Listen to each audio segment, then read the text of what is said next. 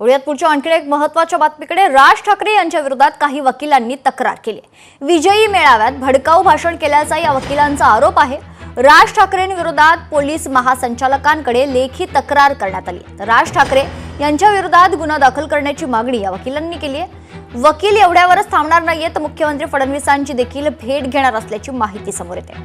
वरळीतील ठाकरे बंधूंच्या विजयी मेळाव्यात भडकाऊ भाषण केल्याचा या वकिलांचा आरोप आहे। ते ॲडव्होकेट नित्यानंद शर्मा, ॲडव्होकेट पंकज कुमार मिश्रा आणि ॲडव्होकेट आशिष राय या वकिलांनी संयुक्तपणे लेखी तक्रार केली।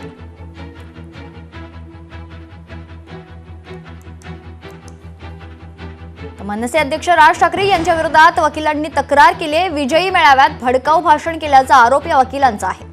राज ठाकरे यांच्या विरोधात पोलीस महासंचालकांकडे लेखी तक्रार नोंदवण्यात आली। राज ठाकरेंविरोधात गुन्हा दाखल करण्याची वकिलांची मागणी असून वकील मुख्यमंत्री देवेंद्र फडणवीस यांची देखील भेट घेणार आहेत।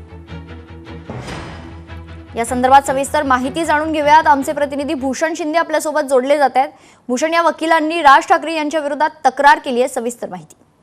नक्कीच मेघना, एकंदर सध्या मुंबईमध्ये किंवा महाराष्ट्रामध्ये एकंदर मराठी अमराठी असा वाद आपल्याला पेटलेला पाहायला मिळतो। त्यासोबतच कुठेतरी 5 जुलैला जो ठाकरे बंधूंचा विजयी मेळावा पार पडला, त्या मेळाव्यात राज ठाकरे यांनी आक्षेपार्ह विधानं केली, त्यांनी काही भडकाऊ भाषणं केली। अशा प्रकारे आक्षेप घेत या 3 वकिलांनी पोलीस महासंचालकांकडे तक्रार केलेली आहे। एकंदर लेखी तक्रार सध्या केलेली पाहायला मिळते। त्यासोबतच ते लवकरच मुख्यमंत्री देवेंद्र फडणवीस यांची देखील भेट घेणार आहेत। त्यामुळे येत्या काळात राज ठाकरे यांच्या विरोधात गुन्हा दाखल करावा अशी त्यांची मागणी आहे। त्यामुळे या नेमक्या गोष्टीमध्ये कशा प्रकारे आता घडामोडी घडत आहे देखील पाहणं अत्यंत महत्त्वाचं असणार आहे। मात्र सध्या तरी लेखी तक्रार दिलेली आहे, लवकरच मुख्यमंत्री भेट घेणार आहेत। मेघना, निश्चित धन्यवाद भूषण, आपण दिलेल्या सविस्तर माहितीसाठी।